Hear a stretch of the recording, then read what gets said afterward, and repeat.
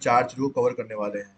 BC, CB, दूसरी चीज़ है अपनी बीपीआर, और तीसरी चीज़ है अपनी लिक्विडिटी वॉइड, और चौथी चीज़ अपनी क्या है यहाँ पे, वॉल्यूम इम्बैलेंस। ठीक है, इन चार चीज़ों को यूज़ करके आप क्या कर सकते हो, अपने अच्छे खासे ट्रेड प्लान कर सकते हो और अच्छा खासा प्रॉफिट भी बना सकते हो।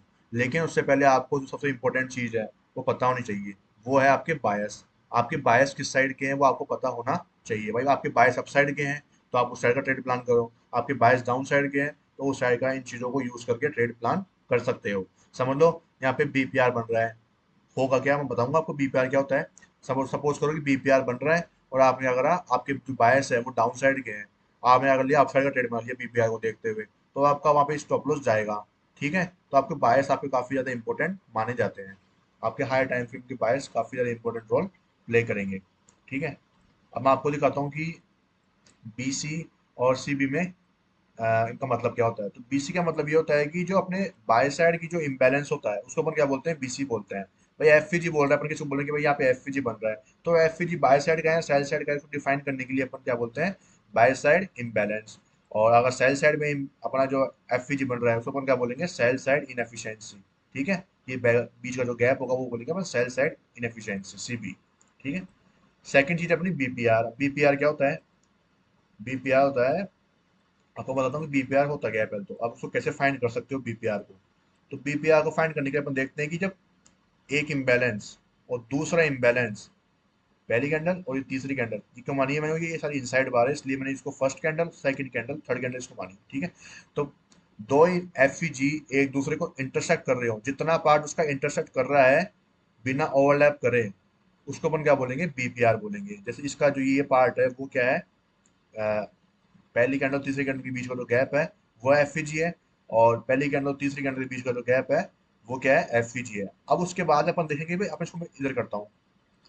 अब इसके अंदर यहाँ से लेकर, ठीक है, ये कैंडल यहाँ से छोड़ दोगे ना आप, तो ये कैंडल यहाँ से लेकर और इसमें आप देखोगे यहाँ तक का, ये साइड इनसाइड वाला ना इसलिए।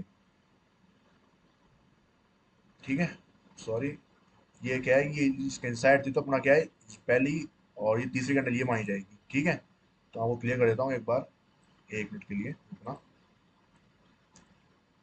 ये में जो इम्बैलेंस है वो कितना है, तो इसका इतना है ही, और अपना जो इम्बैलेंस है वो एक्चुअली ये है। ठीक है, अब ये इम्बैलेंस और इस कैंडल का जो इम्बैलेंस है, इसमें इतना पार्ट वो क्या है अपना, इंटरसेक्ट कर रहा है एक दूसरे से, जिसमें कोई भी ओवरलैपिंग नहीं है। ठीक है, तो उस पार्ट को क्या बोलेंगे, बीपीआर।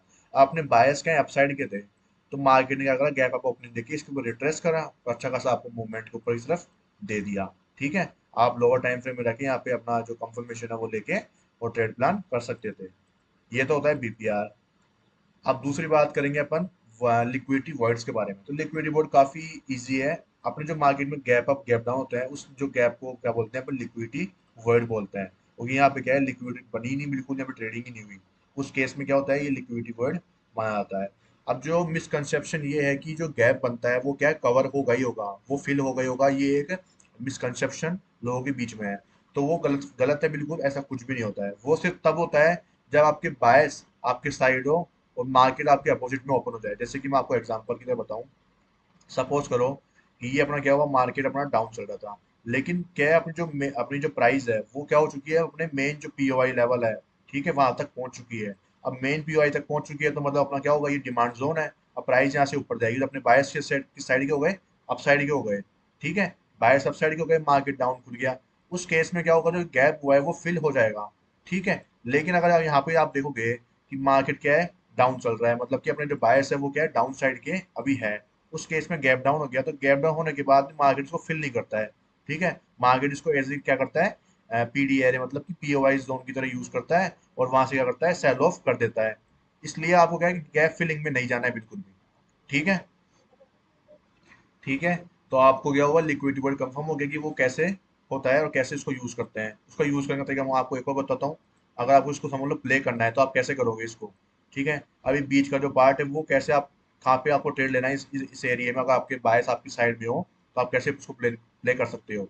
तो आप क्या करोगे, जो गैप अप हुआ है जो गैप डाउन हुआ है वहां से लेकर आप क्या करोगे, फिप लगाओगे, जिसका मीन थ्रेशोल्ड का होगा, तो 0.5 का लेवल होगा, वहां पे आप अपना लिमिट ऑर्डर लगा के वहां से आप क्या कर सकते हो, सेल कर सकते हो, या फिर कोई भी कंफर्मेशन लेके यहाँ पे सेल कर सकते हो लोअर टाइम फ्रेम के अंदर। ठीक है, ऐसे आप क्या कर सकते हो, जो लिक्विडिटी वॉइड्स है उनको बायस के अकॉर्डिंग देखते हुए ट्रेड प्लान कर सकते हो। अब बात करते हैं वॉल्यूम इम्बैलेंस की। अब वॉल्यूम इम्बैलेंस क्या होता है, ठीक है, मैं आपको दिखाता हूँ वॉल्यूम इम्बैलेंस। जैसे कि आप देखोगे, यहाँ देखो, हाँ ये देखो, यहाँ पे क्या हुआ है। अगर मैं आपको एक क्वेश्चन पूछूं कि भाई कैंडल के अंदर वॉल्यूम कहाँ पाई जाती है, तो कोई क्वेश्चन अजीब सा है कि भाई वॉल्यूम कहाँ पाई जाती है, मतलब कि भाई बाय साइड को तो वॉल्यूम बोलते हैं, ठीक है, जवाब ये होगा आपका। मैं पूछ रहा हूँ कि वॉल्यूम आपकी वीक में पाई जाती है कैंडल के या बॉडी में, तो जवाब है उसकी बॉडी में। ठीक है, उसकी बॉडी में उस कैंडल की जो वॉल्यूम है वो पाई जाती है। ठीक है, तो आप देखोगे कि अब ये कैंडल और ये कैंडल, पहली दूसरी, इसका जो बीच का जो एरिया है यहाँ से लेकर यहाँ तक का, ठीक है, वहां पे क्या है, वॉल्यूम इम्बैलेंस हुआ है। ठीक है, यहाँ पे क्या हुआ है, वॉल्यूम इम्बैलेंस हुआ है।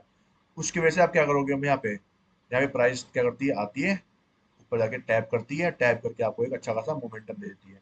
अब मोमेंटम ऊपर ऊपर क्यों जा रहा है, क्योंकि अपने बायस के हैं अपसाइड के, अपने जो पीडी एरिया है वहां पे पहुंच चुकी थी प्राइस, वहां से अपने बायस के अपसाइड के थे।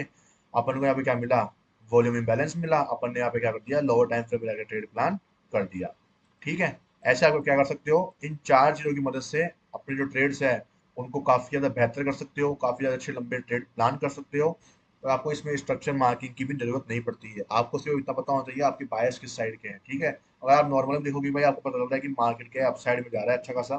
ठीक है, और थोड़ा बहुत अगर आप स्ट्रक्चर मार्किंग भी करके रखते हो तो आपकी और भी बेनिफिट होता है, बिगनर्स को काफी ज्यादा हेल्पफुल होती है, क्योंकि शुरू शुरू में क्या पता नहीं चलता कि भाई मार्केट समझ लो यहाँ से पलट जाए। ठीक है, तो पता नहीं होता है, तो इससे मैं आप अगर स्ट्रक्चर मार्किंग करके रखोगे तो उसके बाद में अगर आप ये एरियाज देखते हो, पीपीआर या फिर जो वॉल्यूम इम्बैलेंस या फिर लिक्विडिटी वॉइड्स, तो उनको आप ऐसे ट्रेड आप प्लान कर सकते हो, काफी अच्छा आपको रिजल्ट भी मिलेगा, और आपकी जो लॉसेज हैं वो भी कम होंगे, प्रॉफिट्स आपके बढ़ेंगे। वीडियो कैसी लगी जरूर बताना, लाइक करना और चैनल को सब्सक्राइब करना मत भूलना। आगे और भी कंटेंट मैं ऐसे लाता रहूंगा। Thank you.